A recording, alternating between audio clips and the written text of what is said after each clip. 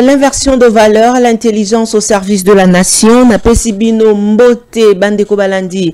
Il y a Télénews RDC, Réaco News Télévision, P Libre TV, Boko Landabiso en direct. L'artiste musicien Maître Gims, Yé à Lobby, non. Nabil Guette, Penamwasi Nae, Namambi Matali, vaccination, Awa, et Payabiso, na République démocratique du Congo, ba révélation. Et comme il Salema est belé, et pas yabaï à Langanzembo, tope ba porte-parole, yaba musicien, ba comme il est là, kolobate, ba lembi passi, pour na maimazali ko Salema Nambo Kanabiso, République démocratique du Congo. Polémique ezali autour ya Mosolo ya bayi Kisangani pour na guerre ya 6 jours wapi epai bauti ko bwa kambela epai ya ministre ougandais alobite ba pesa ki Mosolo ya 195 millions de dollars américains awa epai ya biso na compte ya maye oyo ma lekanaki epai ya biso pour na matali réparation parce que ba bayaka ko bunda awa epai ya biso lisolo yango boyebite ezali na bandeko na biso ebele ba bazalaka victime ya guerre wana bayaka pete awa epai ya biso na engumba Kinshasa na tina ete bakutana na tata mokambi ya ekolo Félix Antoine Tshisekedi kasite lelo dossier yango ezalaki kaka bongo basusu bakoloba maman Tatiana est-ce que maimazali koloba masoki ezali yango ezali pasi est-ce que tondima bakokoka obetali solo ya bunagana te minembo te parce que makambo wana ezali na kati tope nini bandeko balandi est-ce que SRB démocratique du Congo guerre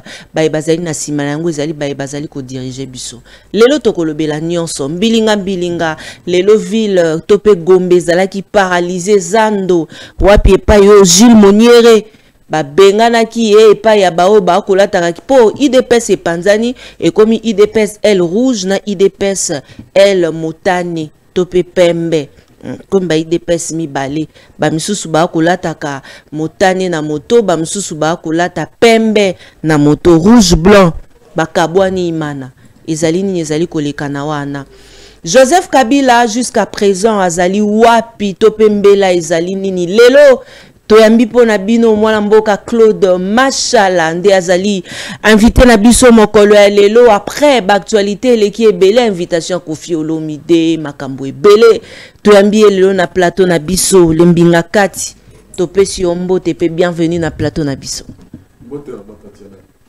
esengo ezali epai na biso ko yamba yo mokolo ya lelo mwana mboka Claude Machala esengé deux fois peut présentaka comme acteur culturel parce que pozali maimatali culture ya mboka na biso au soutenir pe artiste musicien ebele wana esengeli toloba yango okaki pe moko ya bayi artiste musicien Koffi Olomide autaki kobwaka mbela na RTNC na émission Le Panier azwaki invitation na CESAC après makambo ebele bimi d'abord toko taraka tant yo yokaki Koffi Olomide alobaki point de vue na yo ezalini.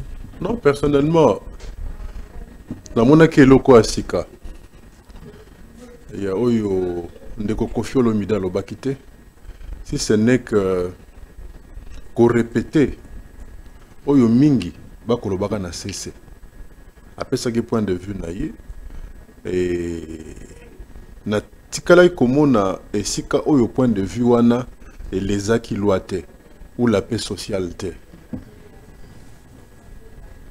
parce que maloba na ye ce n'était pas très différent na maloba oyo tokaki une fois monsieur Jules Alingeti alobaka quand il a été confirmé je crois que c'était à Washington que voilà la guerre c'est à 2000 km de Kinshasa. Total angoka na ba etando eke. Total kango ben na télévision, toka kango ben na sango.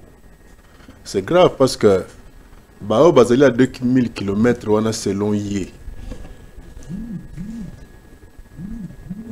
Bazali bandeko na biso ce sont des compatriotes. Ils font partie de nous. N'est-ce pas toka kabalobaka na lopoto loin des yeux près du cœur. Si géographiquement, selon Yé, la guerre serait à 2000 km, mais moi je sais que la guerre est à 0 mètre de chaque Congolais. La preuve est que Tolandara Mokonzi Mboka une fois, à l'Obaka que soki congolais moko kaka akufi, la RDC allait réagir.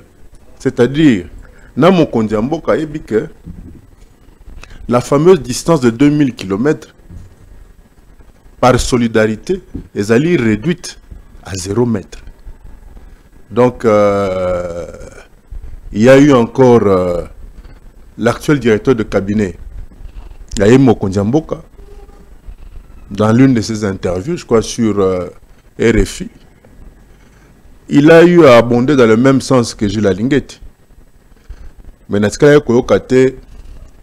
ni l'un ni l'autre a béni ce qui va quelque part pour baya ko limbo la malobo bango babimisaki. Donc Koffi Olomide, c'est un artiste, c'est un grand leader d'opinion. Et Koffi Olomide a un membre de l'Union sacrée. N'est-ce pas Koffi Olomide a un FDC? Donc, il ne faut pas accepter que même parmi Bango, au-delà qu'il soit un artiste, qu'il soit un grand leader d'opinion dans notre pays, un ambassadeur même culturel, au-delà de tout ça, s'il y a injustice, s'il y a insuffisance ou incompétence quelque part, c'est normal à dénoncer en gros. Car ne dit-on pas que dans toute société, on permet tout aux fous et aux artistes. Or, il s'avère que Koffi Olomide, c'est l'un des grands parmi les artistes.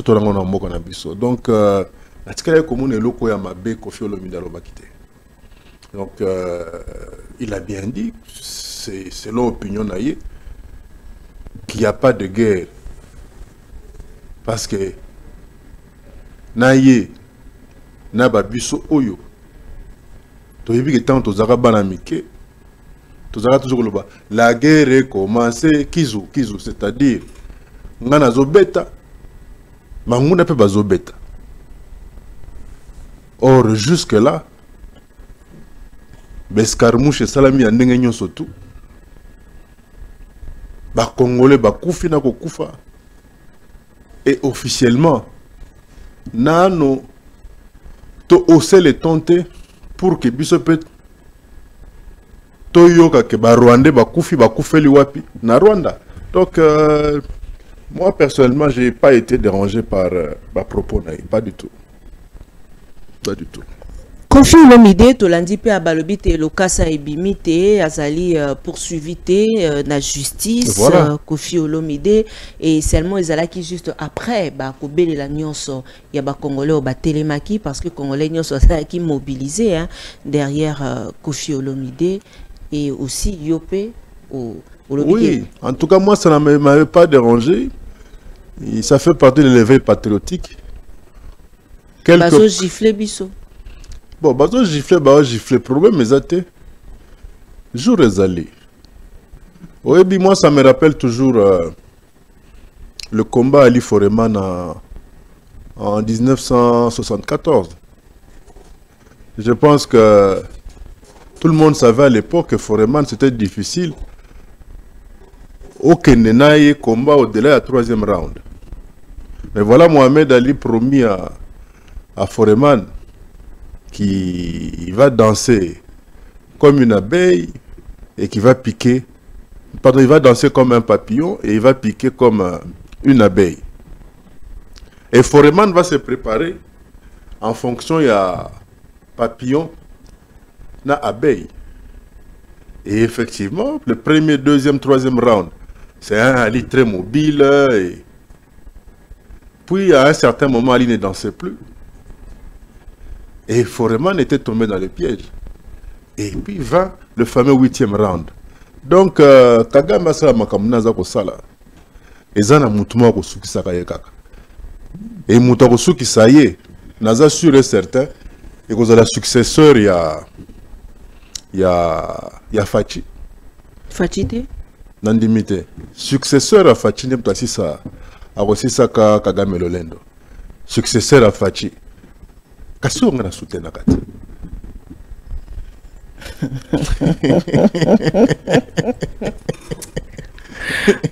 Mbilinga ezali mwana mboka Claude Machala biso nyonso tokotala yango nanzela ya itando eke par rapport à ce qui se passe dans UDPS parce que Binope bozala qui peut parti présidentielle et Binope bokamba kimboka aujourd'hui l'UDPS au pouvoir et parmi bateau baipsa biso que Kabila atalaki Kabila atikaki volonté à peuple et salimate atali wapi parti au baza ba sérieux à lobby UDPS aujourd'hui ba ko luka ko bengana secrétaire général ya UDPS oyo ayebisa biso vérité à maponomi balingi batia ye na porte to moni ngambo mosusu bato bakomi ngambo pona yo parce que ozali congolais est-ce que maïnyo sezali ko lekana UDPS e ko bénéficier na ba congolais? Moi je pense que c'est vrai de par mon éducation où il n'y a pas de voisins, c'est toyoka total. Oh. Et plus loin, Tolobaki, Balamba Balia, Toyate. Mais du moment que c'est à ce parti-là que les peuples, entre guillemets, avaient confié le pouvoir en 2019 et en 2023, on a vu la bande à Kadima organiser une arnaque pour accorder encore un mandat à ce même regroupement politique. Donc, Bangonde Bazali Kokamba Ekolo. Et à cause de cela, tout ce qui se passe chez eux nous inquiète. Nous inquiète parce que il faut comprendre que ndenge baza ko konza lingomba na bango eza obe ndenge pe bako konza ekolo. Ah bon? Et en fait, après analyse, vraiment de profonde analyse, personnellement j'ai compris que en fait l'UDPS n'est pas au pouvoir. C'est la famille Tshisekedi qui est au pouvoir. C'est-à-dire que l'UDPS en fait c'est un conglomérat de brouettes. C'est-à-dire, on se serait servi de ces milliers de gens pour atteindre un objectif. C'est-à-dire, brouettes, nakata chantier, misala soke sili. Kolonda kaluka fongola, yanda ko po akota. Akomi pressé ba brouettes, ba briko etika la kala ba misana lopango. Parce qu'il fallait on a fleur na ye et c'est comme tu peux côté les mains ainsi de suite. Voilà que ça mandat à Souka. Famille Tshisekedi, basi ba bandi ko préparer ba valise na bango. Ba que d'ici 3 ans, finalement Botao Mafuela. Oh. Botao Mafuela ka c'était. Bakende, finalement. Siko oya zunda côté, oya zu kazaka malongate, oya zu motuka malongate, a commis pressé. Okay. Mais siko yo, tant qu'ils ont constaté que ezana motomoko azako linga kosala que nyonso toza kaka ye, nyonso za kaka bateau ya ye. Parce que, de un an, c'est l'UDPS qui est au pouvoir, base le lobby que les lobes, poste, misala, misolo, bazo peut sauver da bakuya kuya. Les amis de la famille. Au secrétaire général Oazawana, il n'est pas comme dans le réseau. A placer ba pion. Ce n'est que normal. Fédération Bandundu, Nalanda ki bango balobake, Nanda ko ezalaki pour basombe la partie pour la fédération, baebi nani te bapesaka misolo. Ndaka ngo pe batikala ko mona ngote tilelo, réunion salamaka et pas ya fédéral ya Bandundu. Mais mbongo ebima. Donc tous ces faits là inquiète maintenant, baoyo baebi que quelqu'un a 3 ans. mokonzi ya mboka pe, c'est-à-dire autorité morale na bango, avant d'apete toyokaki alaki que yena gouvernement na yeba ko créer 6 400 000 emplois. C'est cool. Les 6 400 000 emplois, est-ce que c'est pour la population congolaise en général? C'est pour 6 400 000 combattants. Et encore, pour être retenu parmi les 6 400 000 wana, au vu de ce qui se passe, est-ce que tu peux se retrouver? Nous sommes créés. Il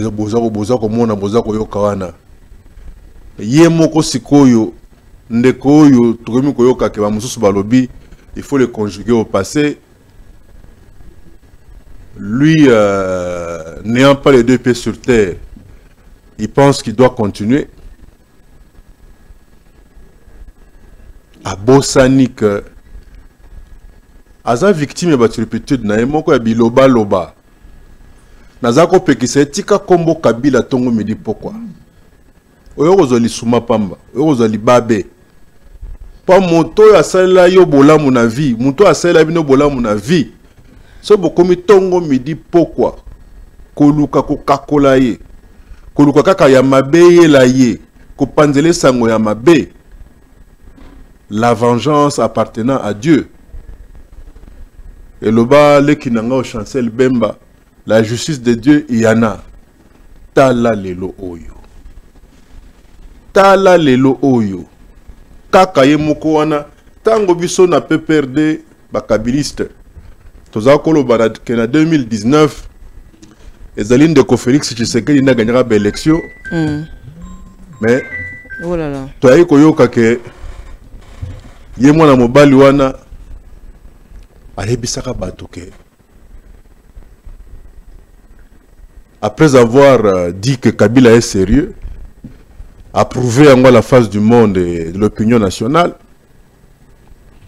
alobaka ke Kabila atali nde omonaka sikoyo ndeko Fayulu akomi ko chauffer likambo na ye wana yake yende azalaki élu.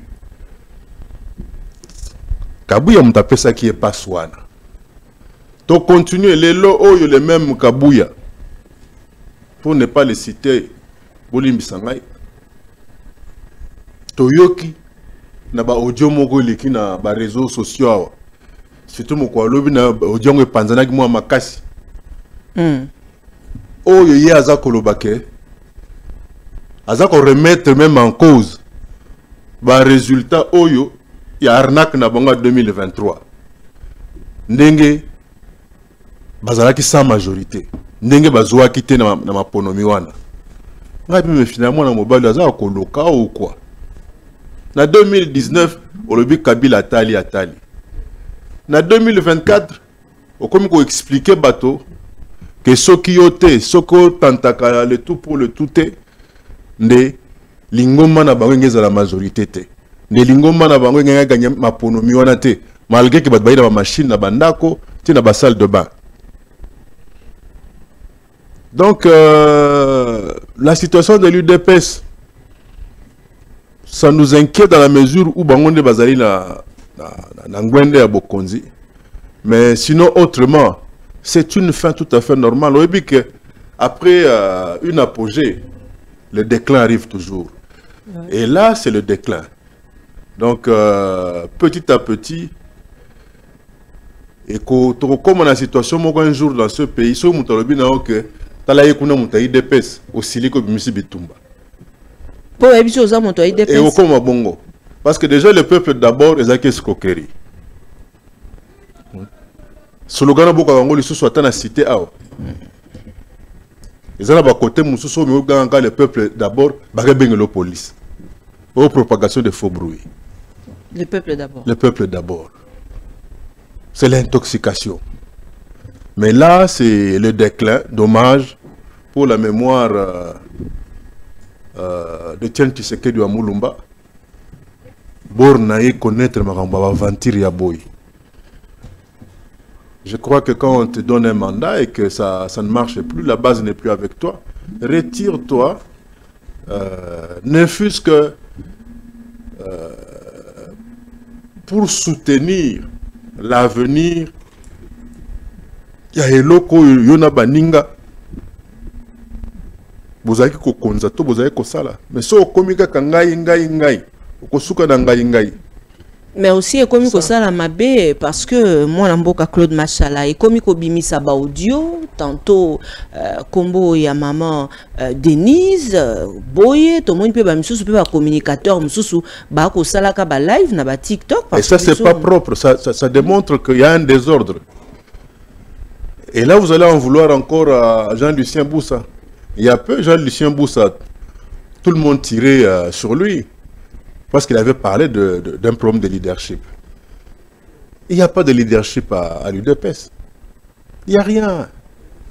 Donc Jean-Lucien Boussa... Il n'y a rien puisque ça se voit. Et là, je venais de vous dire que non. Ce n'est pas l'UDPS qui est aux affaires. L'UDPS, c'est le regroupement militant Mongoboy qui aurait servi de brouette, comme je l'ai dit. C'est la famille Tshisekedi qui est aux affaires. Et la famille Tshisekedi va, si Dieu le veut, que ça va mandat na bangomi balé. Et puis les autres devront se débrouiller. Et surtout, bah oser te rêver ou non, il y aura un dauphin. Bango attendre kala ba ozwate. Oh. OK. Attendre kala oyo ba mekate. Dauphin leki monene. Ba na bi attendre kala. Attends kala kuna rozate po ndakala l'équipe mukie mais taille na bango yango nat ya ndakala taille na bango balakisi yango obi mwana moko wenga ayemba aloba mbo alakisi bizarre nayi mbo asengaki moto bakatisa ngambo ebale bakoma ngambo ebale milo alakisi bizarre nayi Bosololi Nankoukou.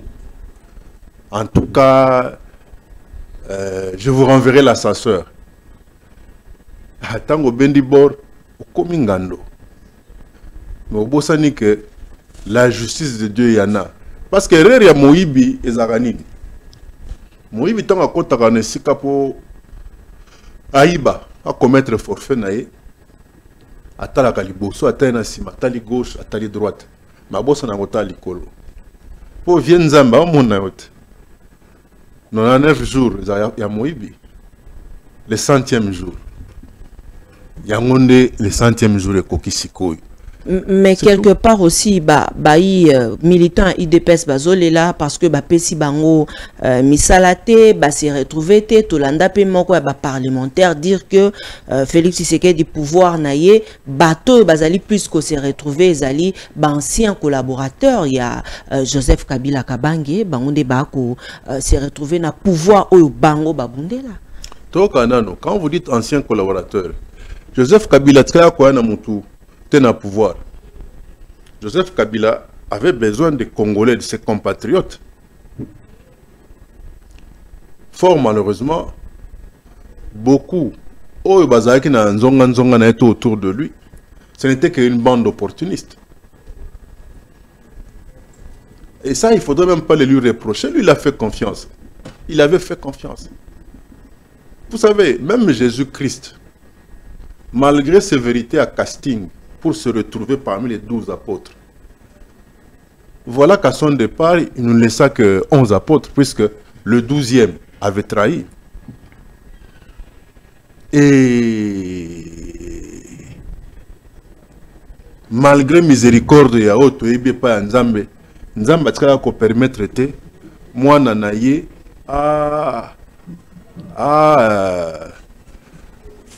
moi nanaye azongisa lisusu Judas simanaye. Et ceux qui va constater que voilà ceux qui sont à qui on a donné les postes, c'était les anciens collaborateurs de Kabila. Non, ces gens-là, c'était pas des kabilistes. C'était des opportunistes. Au jour d'aujourd'hui, bisotolo bagake bazonga na ndako na bango bazonga isika bauta. Tous ces gens-là étaient des membres de l'UDPS.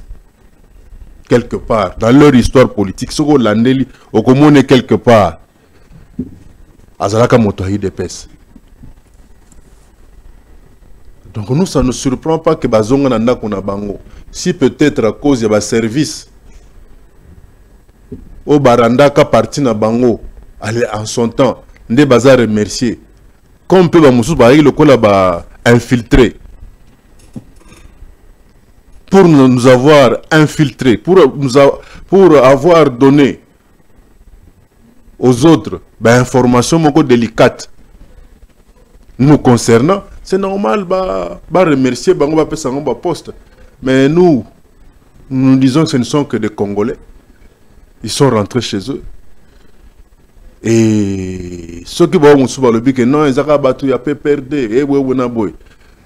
C'est là aussi, je rappelle à tous ceux-là qui prétendent être opposants ou membres de l'opposition, tout ce que vous voulez, de savoir que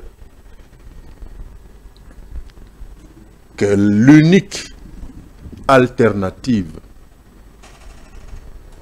l'avenir, c'est Joseph Kabila Kabange. L'avenir, c'est le PPRD. Omoni, ce n'est pas par hasard qu'un de vos collègues, d'ailleurs, je crois que, en votre nom, tous d'ailleurs, Asenga Kabila pardon. Et na une liste où on a Asenga pardon. Maman Tatiana a comme moi m'balé. Ah, ngana zakunate. Ah, yo. Yo muta pareko.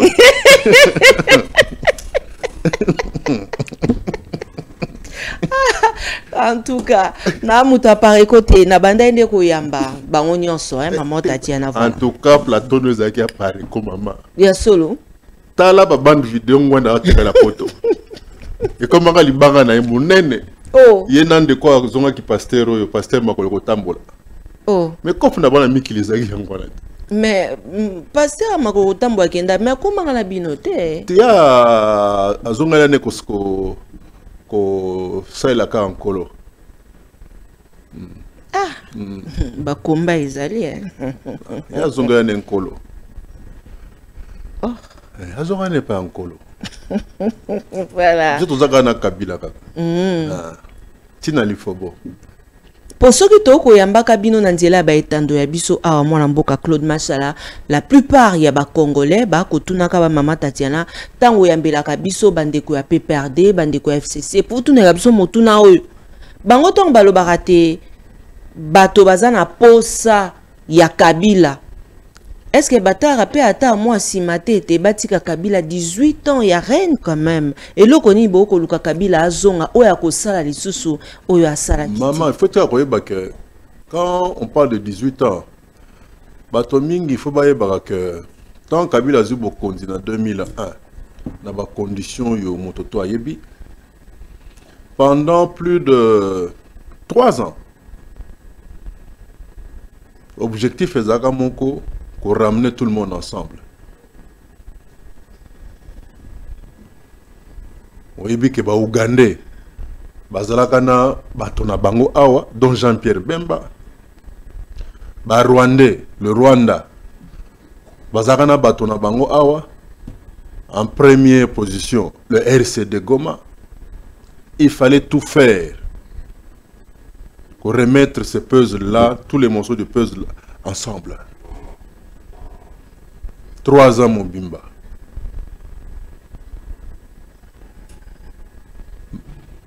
Négociation sur négociation, tu as un accord à Sun City. Va mettre en place un espace présidentiel. Yomoko ebi nombre ba anu ezoka les sources ezoka mibu.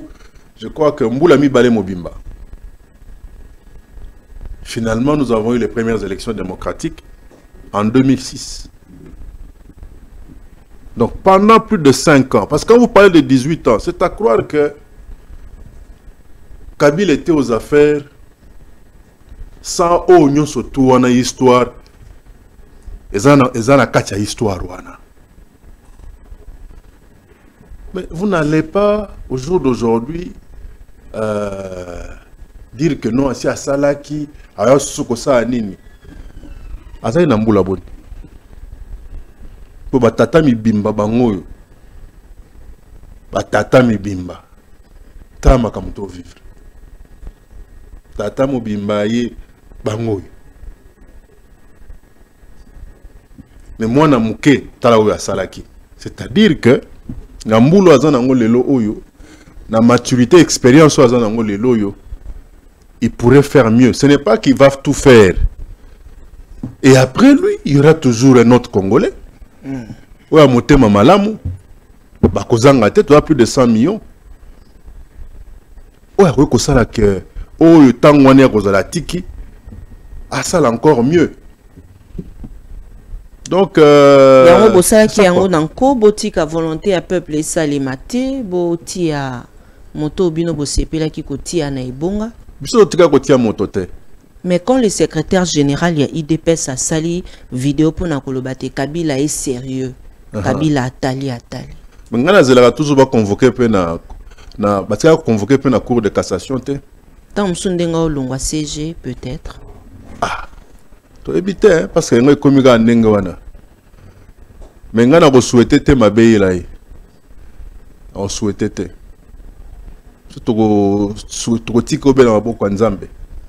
Mais il doit comprendre que tout passe. Et là, les critiques, ils ont raté. Même le film à Yezu. Et si là. Très bien. Voilà.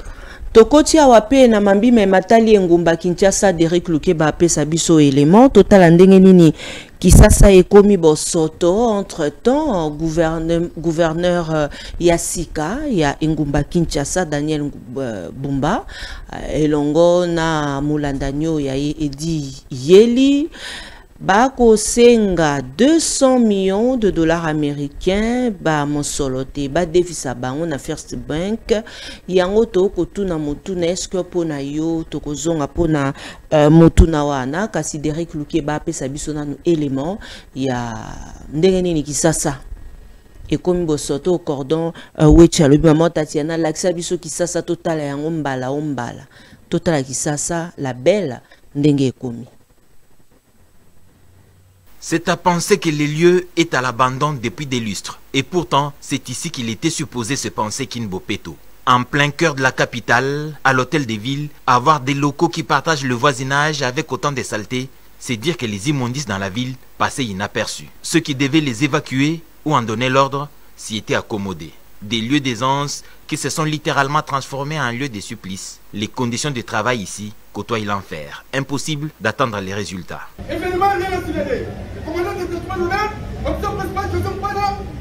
Le gouverneur de la ville de Kinshasa, Daniel Bumba Lubaki, a confié la réfection des lieux à une entreprise de la place. Il est passé voir où en étaient les travaux pour un réaménagement humain. Accompagné du vice-gouverneur Edi Yeli et tout son staff, le gouverneur a fait le tour des bureaux et constaté le vieillissement du bâtiment administratif, décollement de la peinture et naissance des moisissures. Les agents de l'administration, eux, grouillent dans l'impayement depuis 3 ans.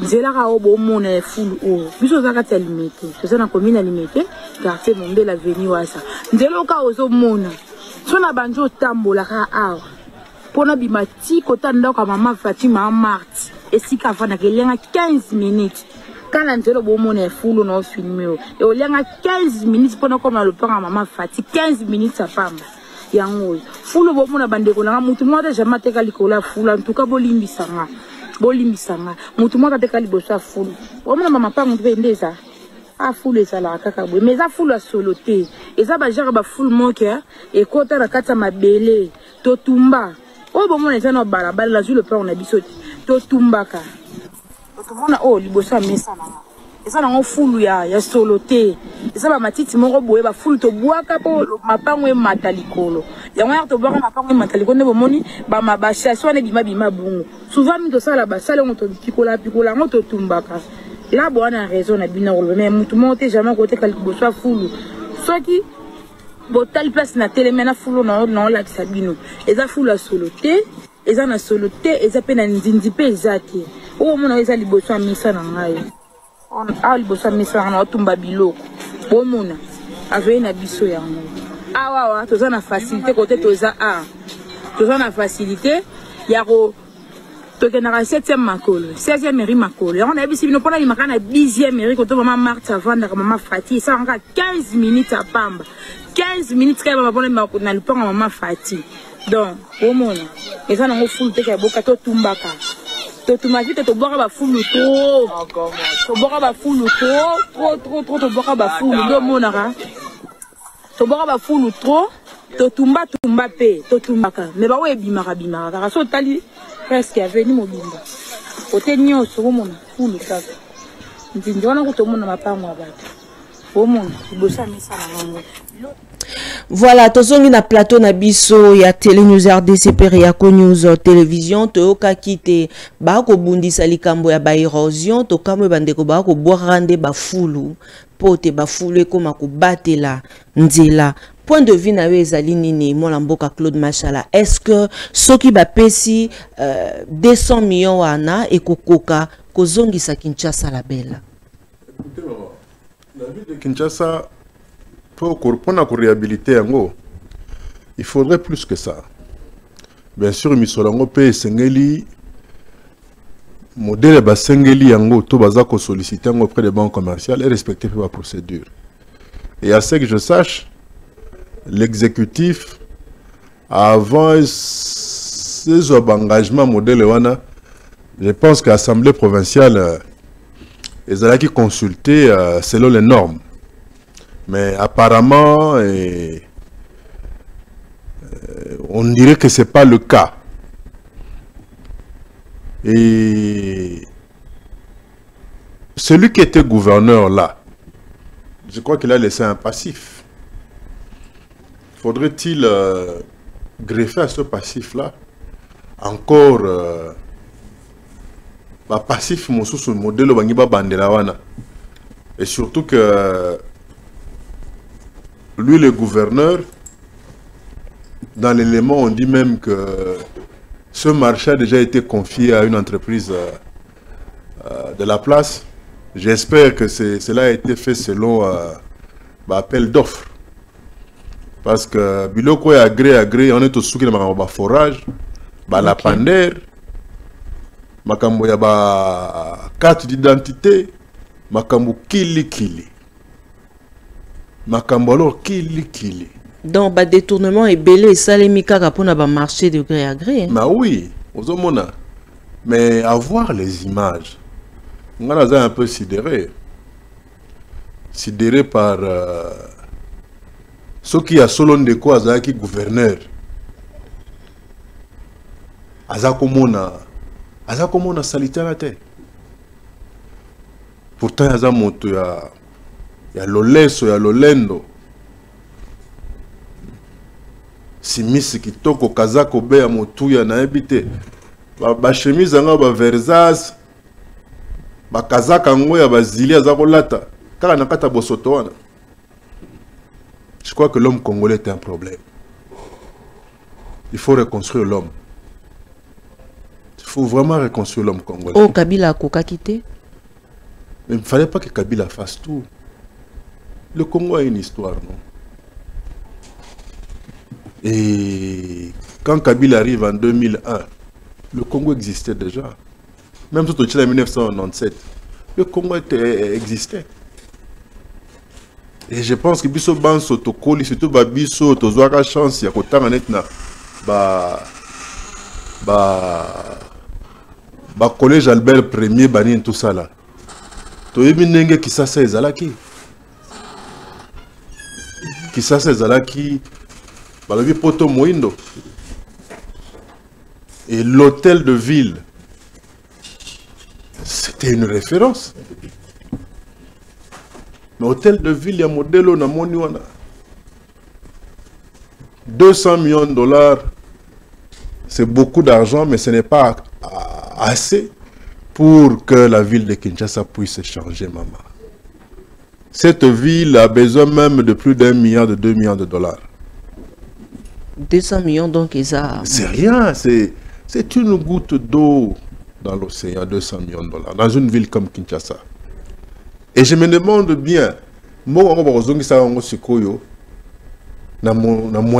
parce que je suis sûr et certain que Ndeko Azaï gouverneur Wana, tant on m'a même recette à DG qui hypothèque. Ouais, Gentini. Si on est gouverneur, sans compter les taxes et les grandes entreprises, entreprises brassicoles, tout ce que vous voulez. Et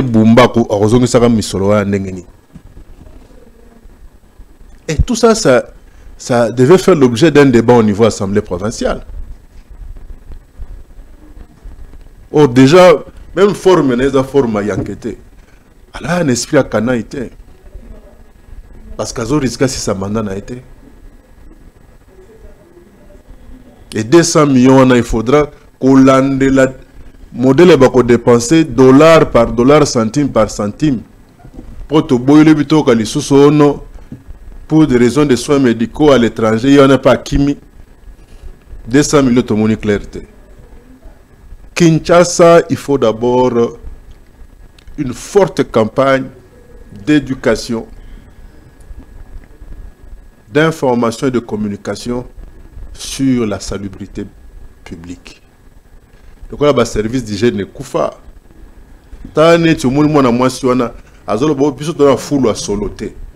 Comme si pour fulu et peut sa maladie, il faut zaka fulu ya solo. Et puis ba chekwanga na dendo na ba quiz polele ba oteka.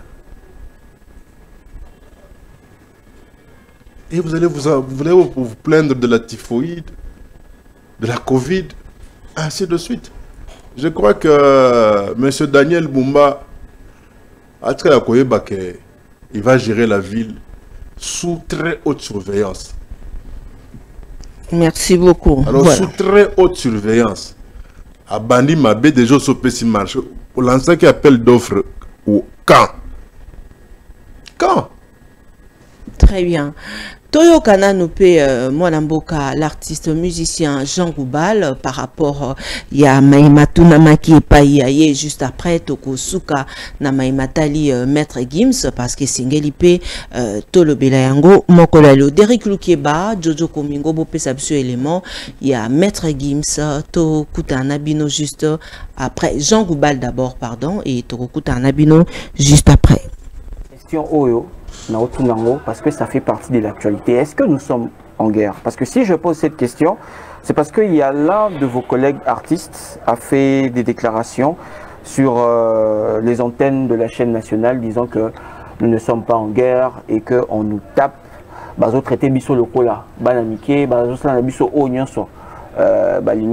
il a même été invité au CESAC et récemment il y a également eu le communiqué et pas procureur général après la Cour de cassation. Est-ce que Oza David de même avis que Kofi Olomide? Oui.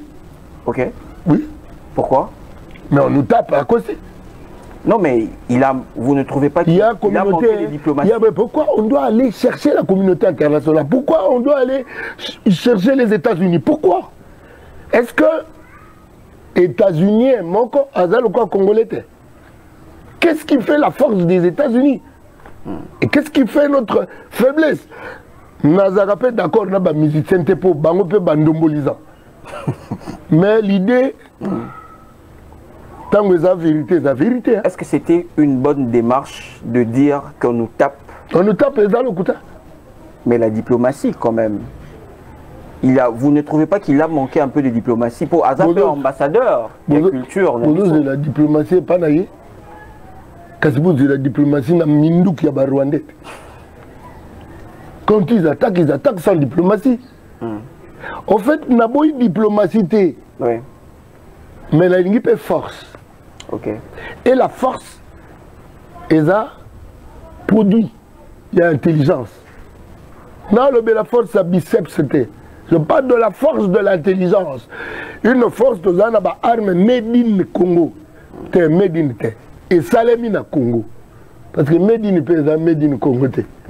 Medine peut comme employé. Tout dans la Mindou et Kelami. Na Congo. Et puis tout maintenant que changer Congo à Congo. Tout changer sous Congo. Oui. Tout le monde l'a sait. Parce que notre Congo dit en tout les anaka. Ok. Ouais. En fait, nous allons na na place Bama Sambuki di Bazalaka. Place Yamba Bazalaka. Parce que là au Mutunde avant de Gozala. Place il y a syndicat de Kolo Azalaki. Ils nous ont menti. Ils nous mentent à propos de nous. Ils nous mentent en ce qui concerne notre identité propre. Na alphabet na biso Césaraté.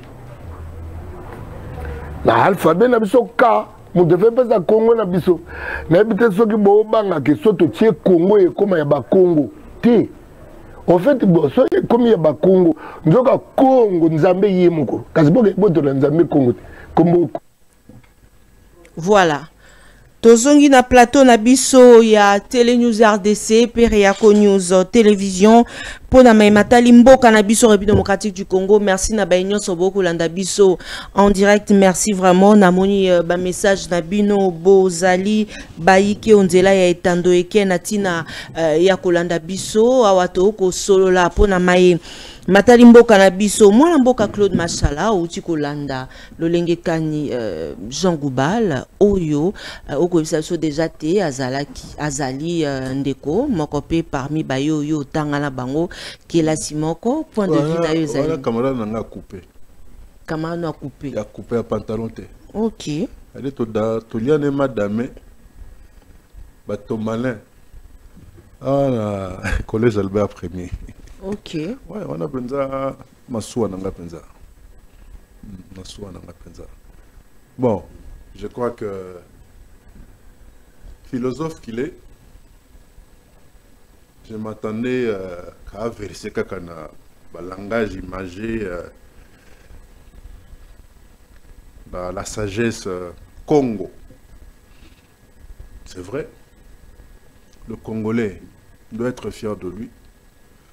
Au jour d'aujourd'hui, Kagame pense que nous n'existons pas. Or, pour exister, celui qui dirige Mboka Oyo doit rentrer vers le peuple. Fachi sait de solidariser de son peuple. Comment je m'explique? Je crois que quelque temps avant Arnak Yakadima, il tint un discours qui, si jamais il était appliqué, il y avait moyen de résoudre le problème où il y a manque, il y a unité nationale, il y a insuffisance, il y a cohésion nationale. Portos à la fort pour vraiment mettre le Rwanda hors d'état de nuire. Il faut Bomoko. Il faut Bomoko Zonga. Bomoko entre Kabila et Félix Tshisekedi, Fayoulou, nous ne sommes que deux personnes. Botika Kakuluka pour ramener sort il y a 100 millions de gens à des individus. Kabila za motomoko, Tshisekedi za motomoko, na ba muso tanga ba komo na bango ba sana bango rien. Ba muso ba yeko to créer parti Kabila yemoko. Oh, mais oui. Donc moi je parle du Congo dans sa globalité. Faut bomoko. Moko na moko atika kibongai. Likolo kibongai depes yango ezoboma mboka.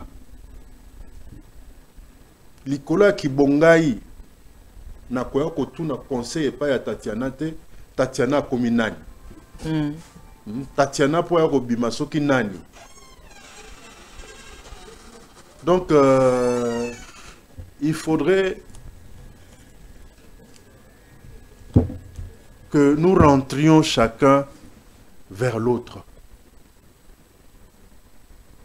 Ok. C'est vrai que Les uns disent qu'il y a la guerre, d'autres disent qu'il n'y a pas de guerre. Mais il a été prouvé plus d'une fois que des militaires rwandais avaient été tués sur le territoire congolais. C'est ce qui me permet, moi, d'affirmer au effort qu'il y a une guerre. Mais les autres, la guerre, dans le sens, il y a que... Il ne faut pas qu'il y ait des morts congolais ou rwandais sur le territoire rwandais. Et ça, c'est très important pour que Kagame, Nenge Maréchal Mobutu Asalaka en son temps, Général Maïle Bakomakati, Lukiu Maïle, Bakomakati na Kigali Wanat. Pour moi, respect et quota. Et Bissomoro Congolais peut aussi que ce complexe-là vis-à-vis du Rwanda et du Rwandais. Je continue de dire aux gens que le territoire de la RDC est occupé par 5 populations. Les Pygmées, les Semi-Bantous, les Bantous, les Nilotiques et les Soudanais. Et parmi les Nilotiques, il y a des Tutsis. Autant nous avons les Bazombo au Bas-Congo, au Congo central, autant il y en a en Angola. Autant nous avons des Tchokwe, na Zambie, Angola, autant il y en a au Katanga. Bateke, bazana plateau de Bateke, wati na Gabon. Bakongo, bazali, kaka na Congo Kinshasa, to Congo Brazzaville, te. Bazati na Cameroun. Je connais des officiers qui sont dans les FARDC ici, Ngwandi, qui ont de la famille à Bangui. Nous avons 9 frontières plus, 9 voisins plus l'océan Atlantique. Et apparemment, c'est presque tout le monde qui a un cousin de l'autre côté de la frontière. Vous arrivez à Lunda Nord et vous allez trouver des gens en train de parler de Chiluba. Et une fois, j'étais à Lunda Nord, je me retrouve dans le bureau de la vice-gouverneur qui s'appelait Mujinga. Et il souhaita que pendant tout mon séjour,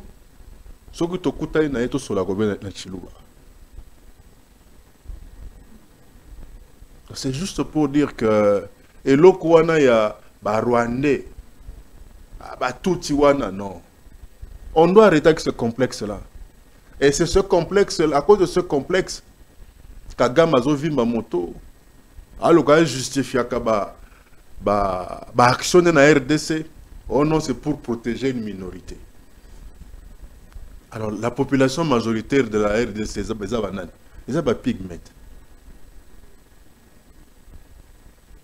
Les pygmées. Parce que puis Bantu, les 3/4 de Bantu qui sont en RDC. Nous sommes arrivés ici, de par nos ancêtres, l'histoire est claire, Batanga Léon de Saint-Moulin, après le dessèchement à lac Tchad. La tendance, c'est d'aller vers le sud. On arrive vers le sud, au centre, il y avait la forêt. Les populations qui étaient dans la forêt, là, Baboy va envahir Bango, Batomso va continuer vers le sud, Bakoutani la résistance, il y a Baotanto, Baboshiman, les gens sont remontés encore. Donc, rentrons, que chacun de nous rentre vers l'autre, c'est-à-dire reconstruisons l'unité et la cohésion. Et catalyseur et l'Okwane, Ezandani, Eza Félix Tshisekedi. Mais tant qu'on a un discours, il y a un comportement, il faut se méfier. Cohésion moyen, et ça les mandenge longobani, ezalité, unité moyen, ça la mandenge longobani, ezalité, pour nous tout à l'heure, très bien.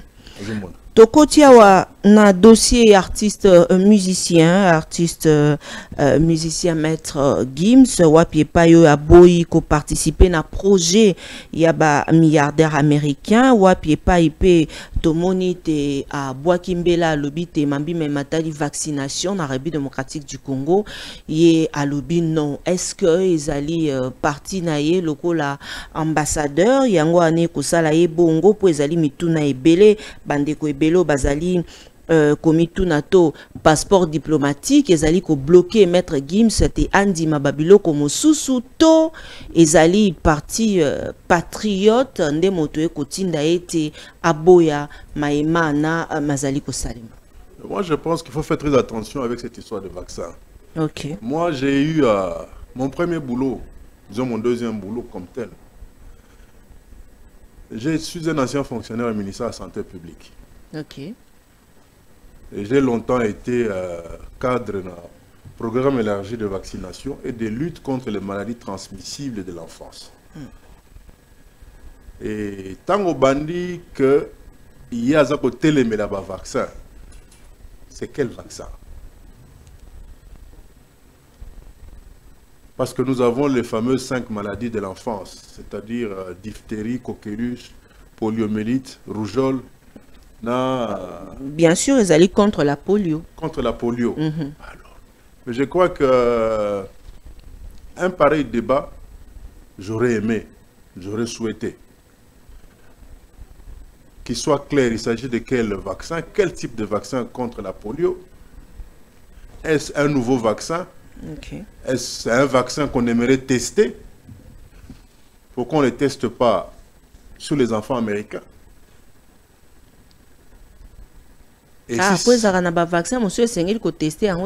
Mais pour qu'un vaccin soit certifié, souvenez-vous, tant que Covid, il y a eu plusieurs types de vaccins qui avaient été proposés ici. Et moi-même, pour avoir été parmi les premiers malades, il y a Covid. Ça a plus de 23 jours à l'hôpital, dont 13 jours en soins intensifs. Dieu merci, je suis vivant. J'ai eu à me faire vacciner après. OK. Parce que loko na viva, jamais n'a pas souhaité un ennemi n'a pas vivre.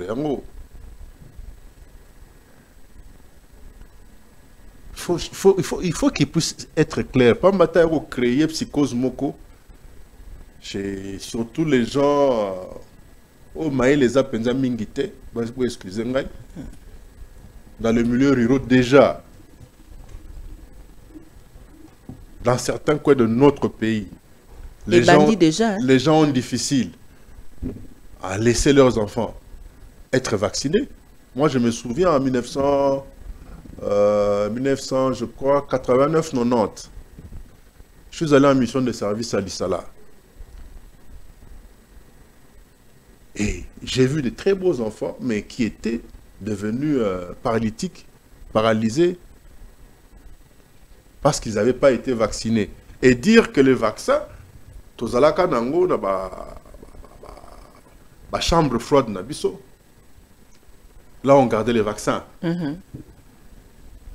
Deux fois à 2 km, à 5 km. Des endroits où j'ai trouvé des enfants, bah, ils sont non tout ça bon aboy. Makambo yango akoboya pe kopesaka bana buka buka ebandikala. Oui, mais puis on a maladie à buka buka po bana ebele bakoli na maladie à buka buka. Ba église mosusu pe et obtenir ba discours moko. Eza ko permettre te balobi mangwele biso toza bakobaite makambo ebele. Mais voilà, justement moni c'est un dossier qui n'a rien à voir avec le patriotisme. C'est un dossier tout à fait scientifique. Ce n'est pas parce qu'il est maître Gims qu'on puisse applaudir tout ce qui sort de sa gueule. Non, pas du tout. Je ne suis pas d'accord avec sa démarche. Mbalamoko dans les médias. Ça risque d'avoir des répercussions tout à fait négatives sur l'opinion nationale ici. Déjà, Boni Bazalaka, accès à l'information à solo. Mboko, radio trottoir, tuba elekio. Maman, plus tout le monde m'a kamuna mboka on a Kinshasa oyo ezalaki ke o une école moko mami wata bimi na tableau. Na mamelo. Oh non. Bato makila. Or en fait c'était la banque du sang. Ils ont les kaka sikoyo kulukaka ba volontaire. Ba volontaire. Mais ngai na yebi na mona. Hein? Vous êtes dans le collège Awawa. Au coup de terrain de Kalina, Badba Matamir Baokima. Oh, Batamakila, Abena Makila. Tu vois un peu des choses comme ça. Oh, prof, Wana, Mami Watabi na tableau. Ah, Mami Watazarana Mai. Quel est le tableau? Tu vois que l'histoire va katakata Awa. Oh, Asumba Nanganda.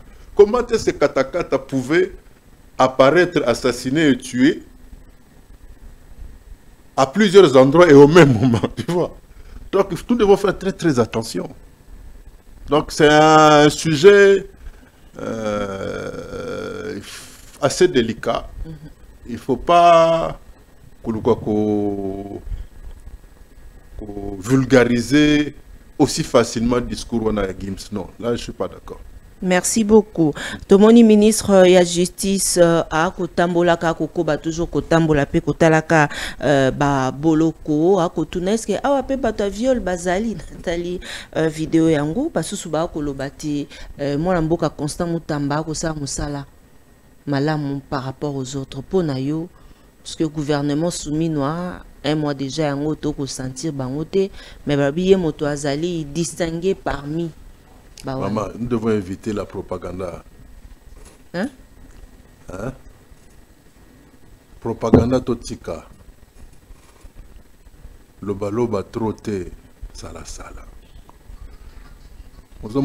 Est-ce que zali rôle ya ministre ya justice? Même si ça va déplacement na yo, mais faudrait quand même qu'on soit un peu dans un cadre un peu plus professionnel et de manière à ce que qu'il y ait un réel impact. Ok, aïe a coûté un bateau. Est-ce que bateau a coûté un bateau makala l'autre fois? Bah si babimi. Parce qu'on l'a vu. Quand il y a un bateau na prison makala, est-ce que babimi? Il y a nos zones à côté de la prison, tout ce que bata viol bazali. Mais je ne pense pas que ça rôle là. Et je crois qu'il faudrait à Luka pénétrer chacun des dossiers de manière à ce que qu'il y ait des résultats probants. Mais s'il faut le replacer dans le contexte et un gouvernement, je crois que c'est un peu trop tôt pour arriver à juger l'action de chaque ministre ou du gouvernement en général. Quand bien même, je pense qu'une fois, on a ça tout au début, que pour moi, le gouvernement souminois, c'est comme un match en différé. Nous savons tous qu'elle va échouer. Et l'échec est là. L'échec est là. L'échec est incontournable. Si déjà, au niveau même du gouverneur, les gens ne respectent pas ma procédure, ne respectent ma règle de base. Il y a gestion normale. Donc, il y a un problème. Je ne pense pas que ce soit le rôle du ministre de la Justice de commencer à aller dans les cachots, dans les prisons, qu'on posera ce genre de questions. On l'a vu l'autre fois à Luzumu, la prison Zalika, pardon, justice Zalika Kate. Il y a aussi des gens qui ont des problèmes de conflits parcellaires. Il y a des gens qui ont des problèmes de conflits parcellaires. Il y a des gens qui ont des problèmes. Il y a Ndenge Belé. Donc, il faut vraiment, Luka, calmement, à travailler un peu dans le silence. Qu'est-ce qu'on a résultat. Je sais que c'est un monsieur courageux. C'est un garçon compétent. C'est un garçon qui a le sang chaud, très ambitieux. Mais il faudra un peu à doser. Mikolo tout le monde a TV trop. C'est fort dommage que Mikolo a tant la sauce na milou te. Vous avez fallait continuer à tant na milou. Vous avez mais a doser nan. Asa boulot a doser nan.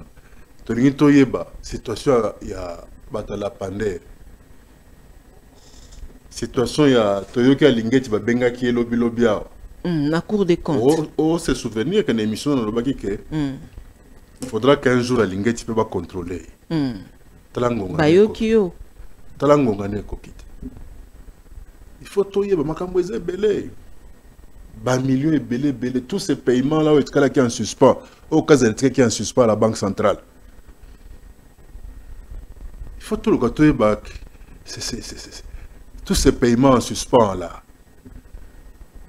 Oh, la banque centrale, oh non, c'est de l'argent destiné à ceux qui ont maison civile à chef de l'État. 200 000, oh, achat Matungulu. 200 000 Ah, maman. 200 000 francs congolais. Dollars.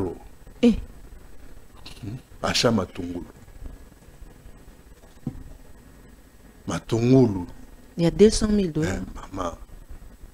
Service traité, on a pour nous la stade Mobimbo. Il faut que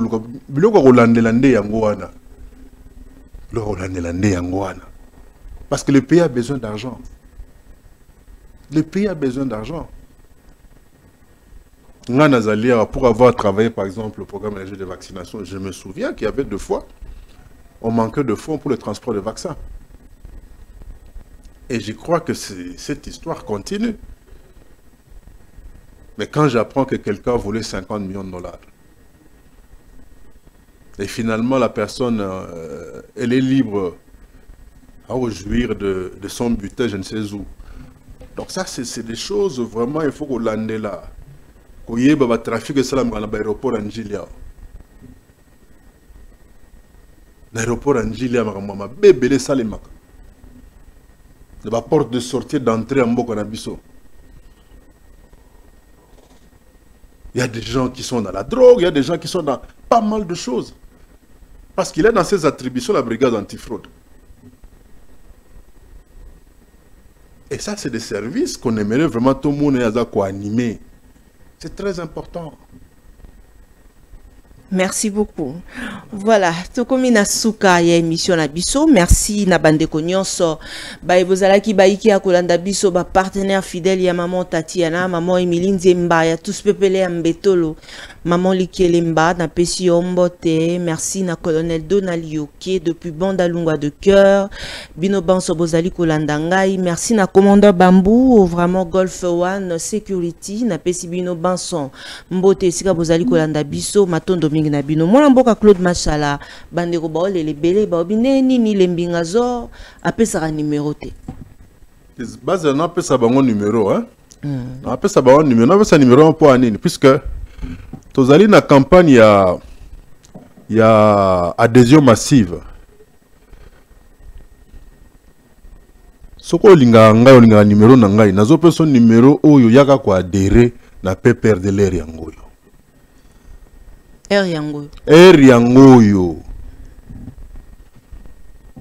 Yangoyo. Successeur ya Fatia Ibisingai.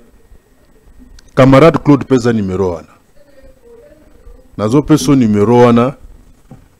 Et adhésion est gratuite. Adhésion na PPRD. Ba ope ba ole la pe bazu misate na IDPS baya. Mais baza ba congolais. Hein? Obi ke muto ayebaka kisi ayebaka nzambe te tanga bongo la mote mezaka suka. Témoignage ya muto ayebaka nzambe te. Ya onde balandaka, ya onde salaka ya etire batu mususu te.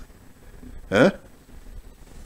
Yo na pep na IDPS no za strike bayebi nzambe. Numéro yangoyo.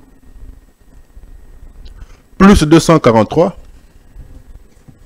49 53 681. On a répété 049 53 681. Soko bengi